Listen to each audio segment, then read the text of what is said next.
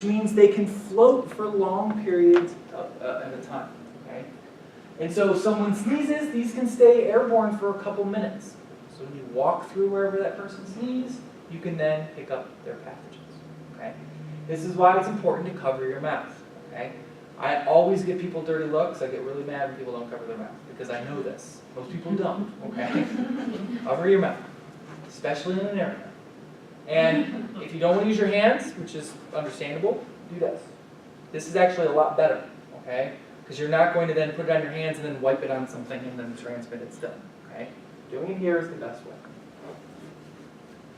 All right, get off my soapbox. Now we'll talk about nosocomial infections. Nosocomial infections are infections that occur within a hospital, okay? So if you are a patient in a hospital, you come in with one disease, and you walk out with 10 others. Those 10 others are the ones you picked up in the hospital. Okay? The reason why we talk about these guys separate from everything else is because if you look at a hospital, it is full of pathogen, right? And that makes sense because people go into the hospital, they're sick, and they can cough and poop and whatever, their pathogens everywhere. Okay? And so for that reason, there are 2 to 4 million cases of nosocomial infections per year. Okay? And the problem with nosocomial infections is because these organisms are in hospital settings where there's a lot of natural selection and selective pressure on them, they tend to be very resistant and very hardy, which makes it then harder to treat in the long run. And to prevent these, we follow a process known as asepsis, which is trying to prevent the organism on skin. Okay? And by doing this, it prevents the spread of these organisms from one person to the next. So what kind of nosocomial infections do we see? By far and large, most of them are urinary tract infections. Why? Well, if you're in a hospital for a long period of time, if you're bedridden and had surgery, you get catheterized. As soon as you get catheterized, there's the possibility of putting in environmental organisms into the urethra and the bladder. And once that happens, these guys just grow like weeds in there, right? Because urine is very nutrient-rich. Next, surgical sites. Why? Because as soon as you rip someone open, anything floating around, if it gets in, it can cause problems. Respiratory, again, this is usually due to putting tubes in the throat or intubation. As soon as you do that, you're introducing organism from the environment or even from the person's mouth or upper respiratory system into their sterile lower respiratory system. Other, this is things like meningitis, gastroenteritis, and so forth. This is just kind of a catch-all. Skin. Relatively low, only about 8%, but these tend to be the most serious types of infections. And that's because the organisms that cause skin infections are often very resistant to antibiotics. So MRSA and MRSA, for example. And then the smallest piece of the pie are septicemias. Unfortunately, these are often the most deadly. Okay?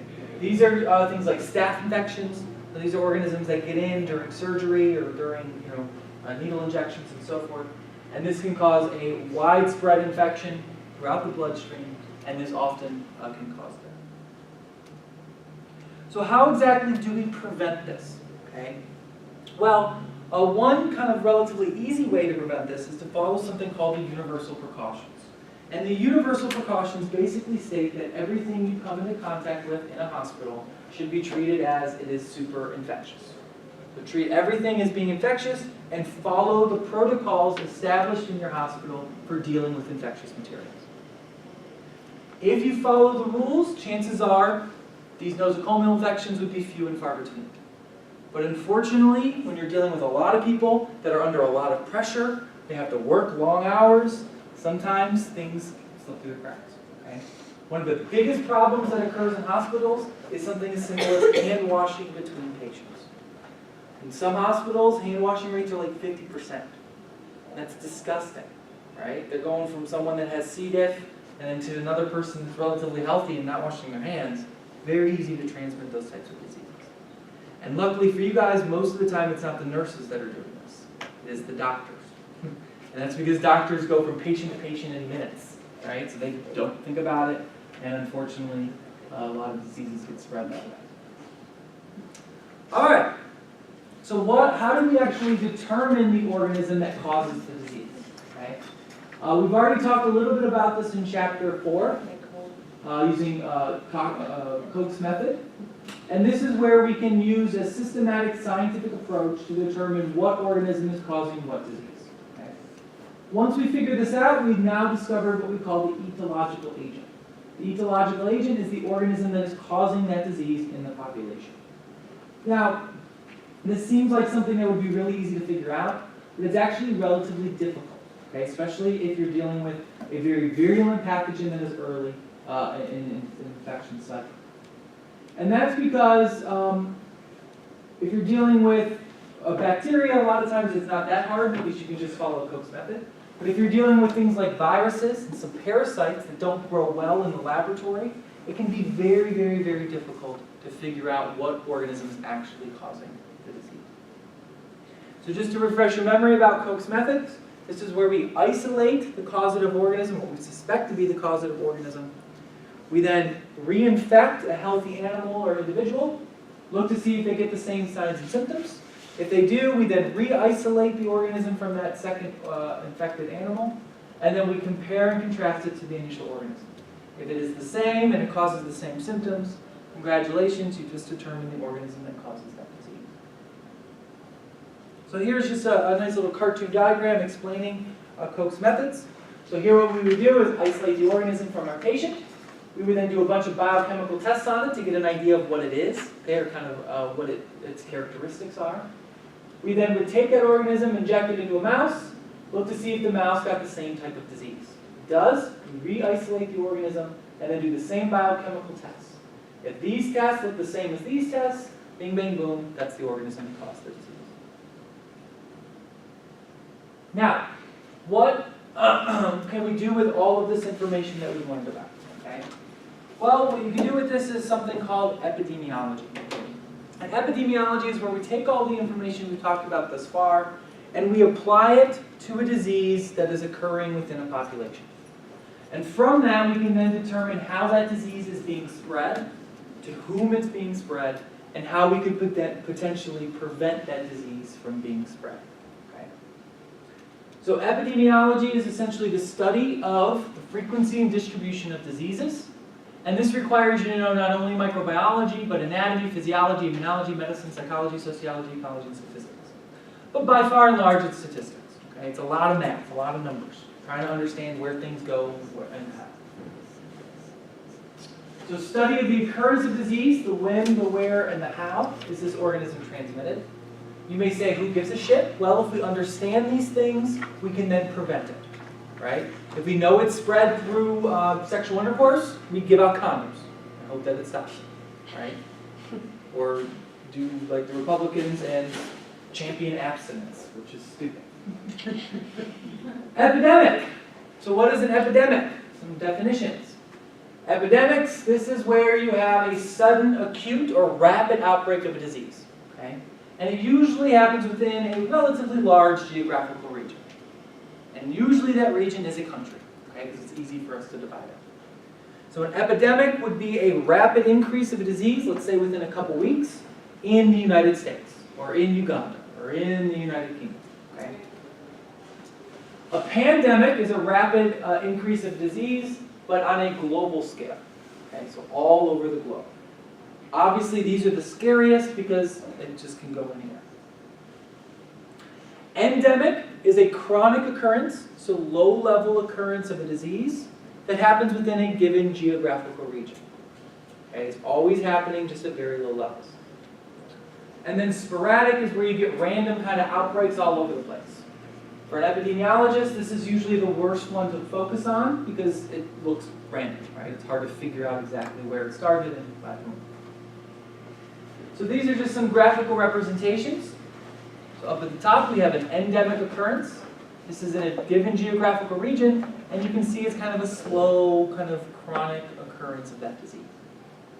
Up here, we have an epidemic, so within the entire United States, and you can see there's rapid uptake of the disease in random places all over this geographical region. Sporadic is where you get low levels of disease, but it kind of just pops up willy-nilly all over the place.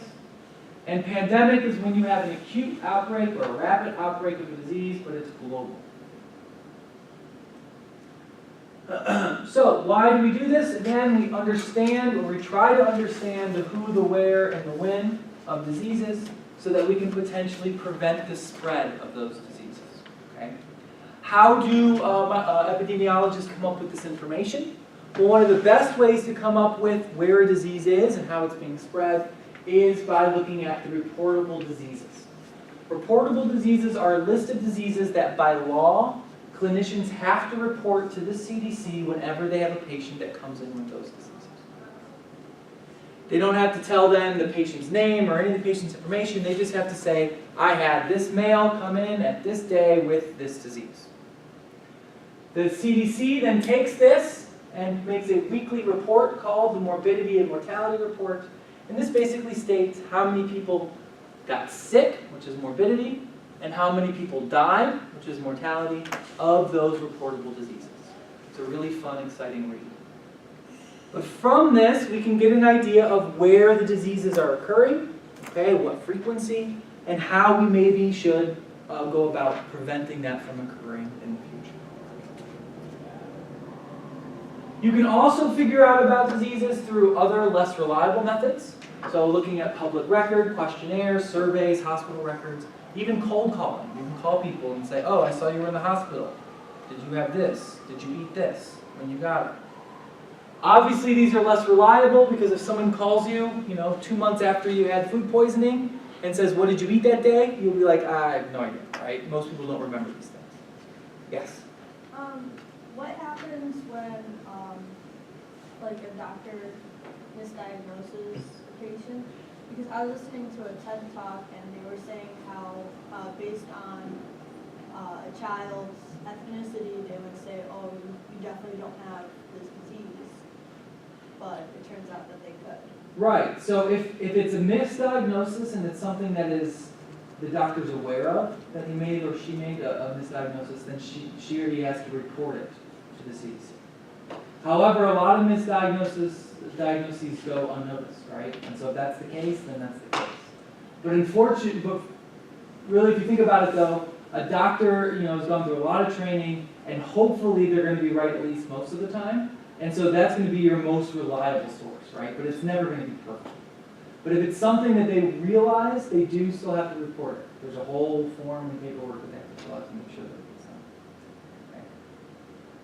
done. Okay. So notifiable diseases, as I just said, are usually the most reliable method. Again, because this is getting reported to you from a clinician who has gone through a lot of training and hopefully is diagnosing these people appropriately.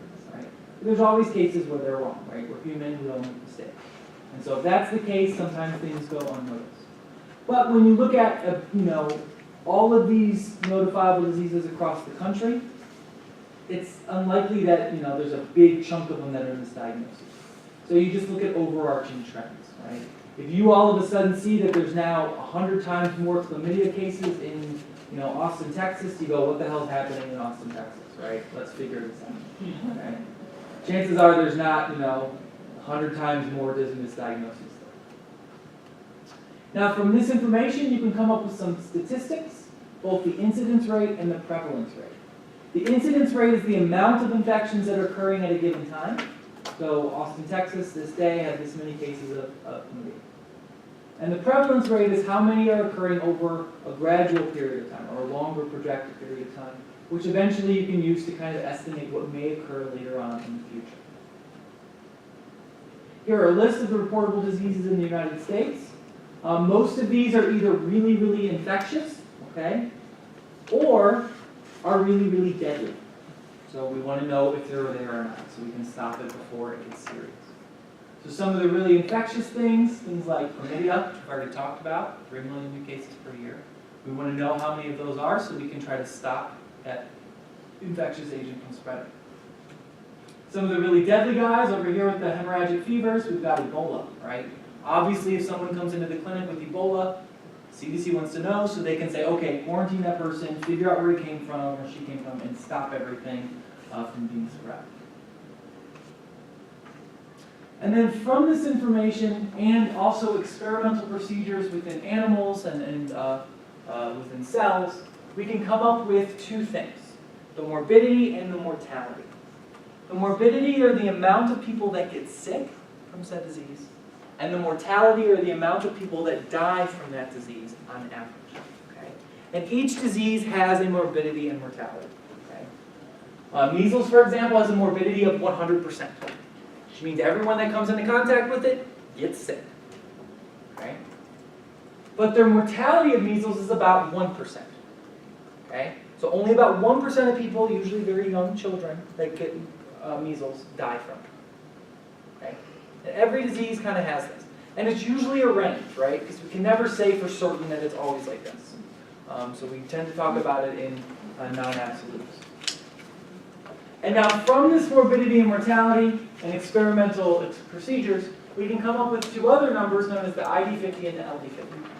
The ID50 is known as the infectious dose. This is the amount of organism required to cause disease in 50% of the people that receive that dose. Okay? So earlier we talked about HIV, and I said it takes 10,000 viruses before you get infected. That is what we would call the ID50. That means if I gave all of us 10,000 HIV viruses, 50% of us would get HIV, the other 50% maybe not. Okay?